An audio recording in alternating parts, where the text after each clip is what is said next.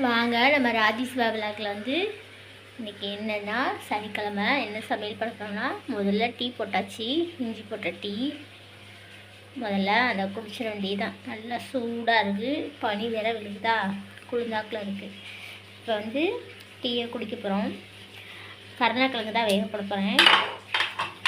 கருணக்கிழங்கு மசியல் பழைய குக்கரில் தான் வைக்க போகிறேன், வேக போட போகிறேன்.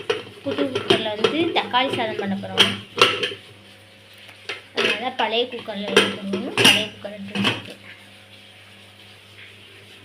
காலையிலைக்கு தக்காளி சாதம் பண்ண போகிறோம். டீயை குடிச்சிட்டு போடுவோம் வாங்க. இப்போ கருணக்கிழங்கு மசியல் தான் வச்சுருக்கோம்.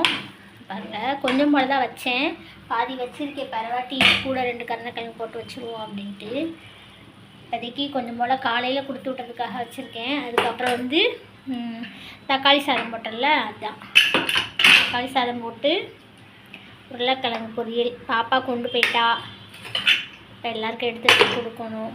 அதுக்கப்புறம் கூழ் கிண்ணல்ல, கூழும் கொடுத்து விட்டாச்சு. கொஞ்சோண்டு இருக்குது, சாருக்கு எடுத்துக்கிட்டு தச்சமே காலையிலைக்கு உள்ளதுக்கு மட்டும்.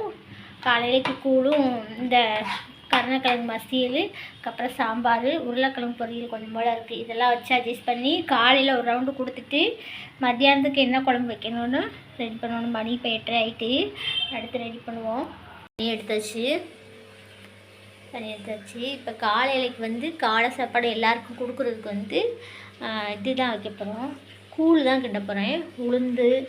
உளுந்த மாவு, கேப்ப மாவு, கம்பு மாவுலாம் போட்டு கூழ் கிண்ட போகிறோம். பாவக்காய் பொரியல் வச்சு முருங்கைக்கீரை பருப்பு போட்டு கூட்டு வச்சு ரசம் எடுத்துப்போம்.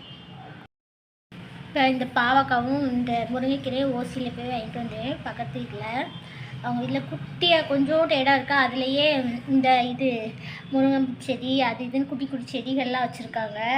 ஒரு தென்னை மரமும் நட்டு வச்சுருக்காங்க. அப்புறம் நிறைய செடி வச்சுருக்காங்க. அதில் முருங்கைக்கீரை மட்டும் கொஞ்சம் சூப்பு போட்டு குடிப்போம் அப்படின்ட்டு 2 முருங்கைக்கீரை மட்டும் வாங்க போனேன். இல்லை நிறையா இருந்துச்சுன்னா நம்ம அப்படியே பருப்பு கடைஞ்சிடுவோம் அப்படின்னு சொல்லி அதுக்கும் சேர்த்துக்கூட வாங்கலான்ட்டு தான் போனேன்.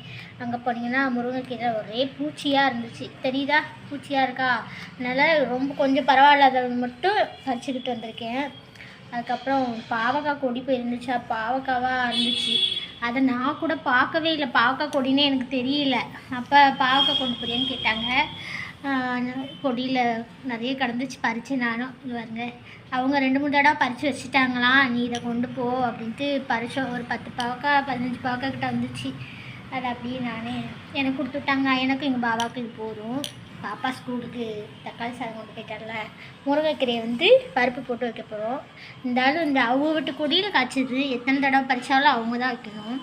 நமக்கு கொடுக்குறதுக்கு மனசு வந்துருக்கு பார்த்தீங்களா, அதுதான் எனக்கே சந்தோஷமாக இருக்குது. காசு கொடுத்தே மாட்டேன்ட்டாங்க, வாங்க மாட்டே நிற்காங்க. சரின்ட்டு வந்துட்டு இன்னொரு நாளைக்கு நிறைய காய்ச்சிச்சுன்னா அதுக்கு ரூபாய் கொடுத்துக்கோ அப்படின்னாங்க. முருங்கைக்கீரைக்கு எப்போயுமே கொடுக்க மாட்டேன், சும்மா பறிச்சுட்டு வந்துடுவேன். இப்போ இது பாவக்காய் சும்மா கொடுத்தாங்க, வாங்கக்கூடாதுன்னு சொல்லுவாங்க சும்மா. சரி ஏதாவது அந்த அக்காவுக்கு கொடுத்துட வேண்டியதுதான் அதுக்கு பதிலாக. இப்போ பாருங்கள், இந்த பாவக்காயில் வந்து வெங்காயமும் பாவக்காய் பச்சை மிளகாய் போட்டிருக்கேன்.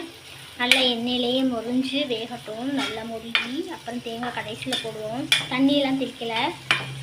இப்போ வந்து இன்றைக்கி வந்து குழம்பு வைக்கலை, ஏன்னா நேற்றுக்கு வச்சு சாம்பார் கொஞ்சம் போல் இருந்துச்சு. அப்புறம் ரசம் கொஞ்சம் போல் அதை வச்சு கருணக்கிழங்கு மசியல் பண்ணல, அது முட்டை ஆம்லேட்டு, முருங்கைக்கீரை காட்டலையில் முருங்கைக்கீரையும் பாசிப்பருப்பும் போட்டு குக்கரில் போட்டு வேக வச்சு எடுத்து வச்சிட்டேன். அது குக்கரில் இருக்கும்போது காமிக்க முடியல, எடுத்து வச்சிட்டேன். இன்றைக்கி வச்ச சாம்பார் இருக்குது, அதையும் சூடாக்கி கொடுத்துட வேண்டியதான். இன்றைக்கி என்ன குழம்பு வைக்க போகிறேன் இன்னும் சூஸ் பண்ணவே இல்லை, மணி ஆகிட்டு. இப்போதைக்கு காலையில் ஒரு ரவுண்டு முடிச்சாச்சு. எல்லாருக்கும் கொடுத்து விட்றதுக்கு சாப்பிட்றதுக்கு காலையில் சாப்பாட்டுக்கு கூழ் எல்லாத்தையும் கொடுத்து விட்டாச்சு. ஓகேங்க, இப்போ சாதம் வெந்துருச்சு, பாவக்காவும் வந்துருச்சு. ஓகே பாய், அடுத்த வீடியோவில் பார்ப்போம்.